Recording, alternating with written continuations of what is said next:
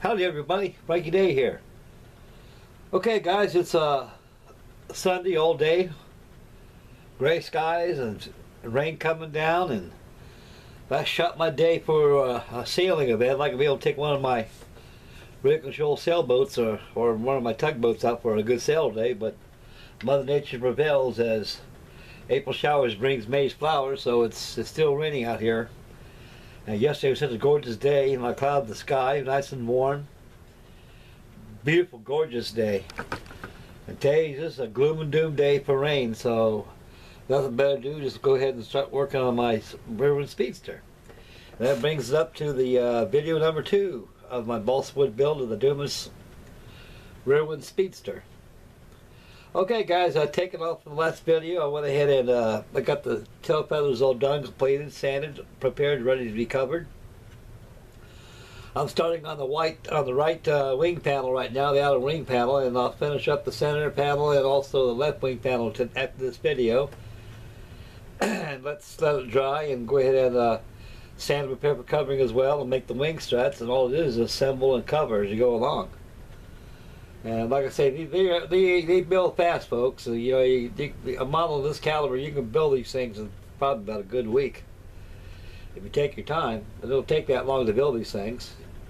I've had this thing now for I've been cracking on for about 5 days, and so far I got this much done on it. So I got miles more to go, and we'll swing around the video and I'll show you how much I got done and what's the tail feathers and everything. We'll come back and finish up this here video, folks. And stay focused, boys. Here we go.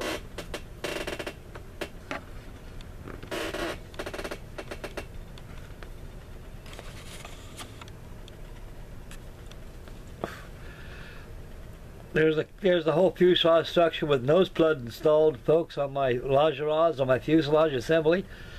Of course, I got tail feathers back on there. They're nice and tapered from the trailing edge, and they rounded off at the leading edge of the control surfaces. And the fuselage structure has been resanded all over again. It's all prepared, ready for covering. And you can see the right wing panel right here. Like I say again, folks, I cannot stress this anymore. When you build these things, especially for flying, you've got to make sure you have a nice, straight, flat, clean piece of straight edge lumber, or some kind of a building table, whatever your choosing is. Make sure it's a flat surface, because you don't want this wing here to be warped. Because like I say, folks, a warped wing, it looks like a propeller. The airplane will not fly. And so I'll let this panel dry right here. It's all pinned down.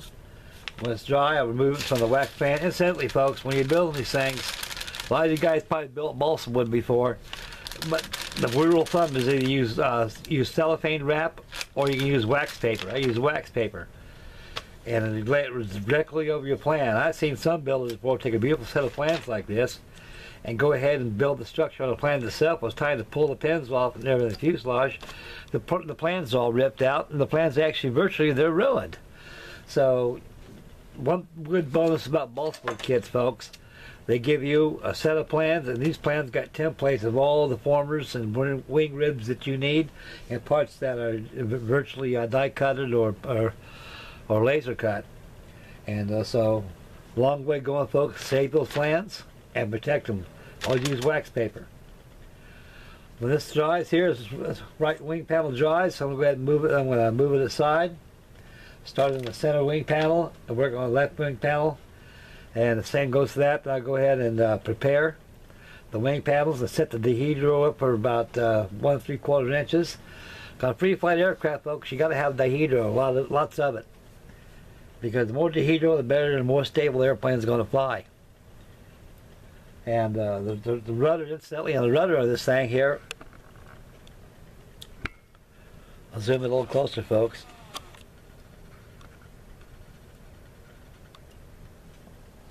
On the rudder right here, it has two 1/8 square spars on there, and they are separated.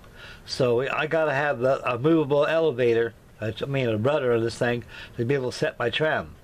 Because one thing about balsa wood kits is you got to, when you, regardless if they're just gliders or just power examples such as this Rearwin right here I'm building, You got to test glide it first and achieve the center of gravity, a nice tall soft grass so it won't get broken. And that's the best thing you can do, folks, is fly this over tall grass like this for gliding purposes. And you can go ahead and test your glide. The airplane will tell you exactly how it's flying. If it goes down to the ground too quick, it's too nose heavy.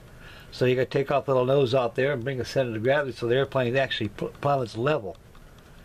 And so you got to have elevator trim right here to be able to trim your aircraft. I more or less do. I go ahead and have a touch of right rudder when the prop is turning. It has a torque of it going to the left. And so what you do is I more or less set the rudder to right. You have to use the torque against the turn of power turning of the glide will be to the right with the rudder set. So when the motor quits, the plane will circle to the right and land.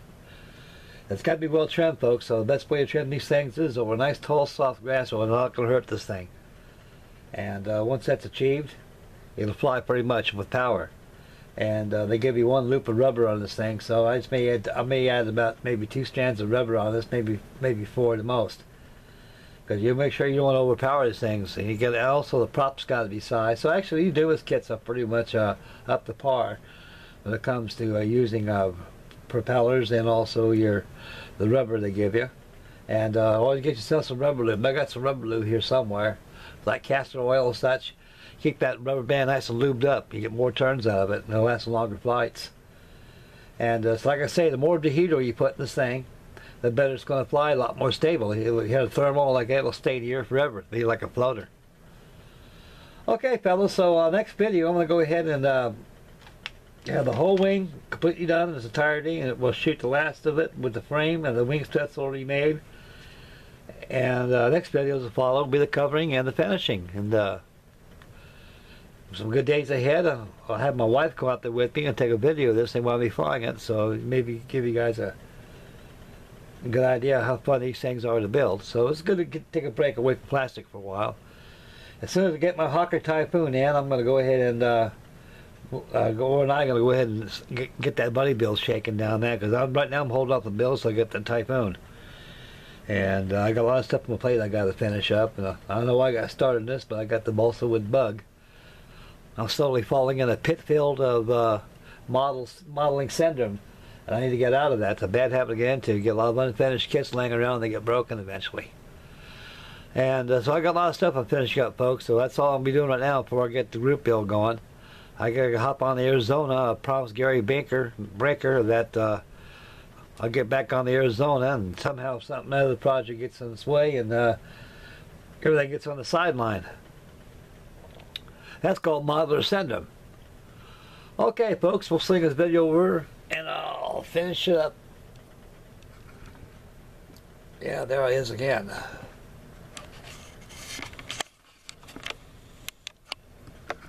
Yeah, here he is, boys. Here he is. Okay, guys, that concludes video number 2 for my balsa wood build of the Dumas Rearwin Speedster. A dandy of an airplane she is, and she's going to be a nice flyer. I can see that. Very light, and it's going to be a real nice flyer. I'm going to be very pleased with it. Okay, folks, like I say a while ago, before I switch the camera to myself, yours truly, and I'm going to go ahead and finish up what's on my plate before I get started on anything else. I'm hoping, I'm praying the good Lord in heaven, if the creeks don't rise and everything, my Hawker Typhoon will come in one day this following week coming up. If it does, I'm going to be one happy man. Because I sure would like to get I could get my hands in that kit, and somehow it's floating around in the mail system somewhere. I just hope the good Lord in heaven somebody didn't 5-finger it. But there's been known cases of that happening a lot of times, folks. So the mail system nowadays is getting really really careless for everything they're doing, and there's other ways. Okay, folks, that concludes video number 2 for the night, and then we'll get back on this wing panel and get that thing finished up, and get a video of that tomorrow, of the or maybe as late as Tuesday, on the sub-assembly of parts getting ready to be covered. That'll be it. Okay, folks, time for you to bail out here right now. And this is Frankie Day signing off, and I'd like to thank everybody for tuning in, and may God bless, and happy modeling. Please subscribe, and make Mama happy, and you be happy. Okay, folks, this is Frankie Day signing off. Catch you boys later. Bye, man.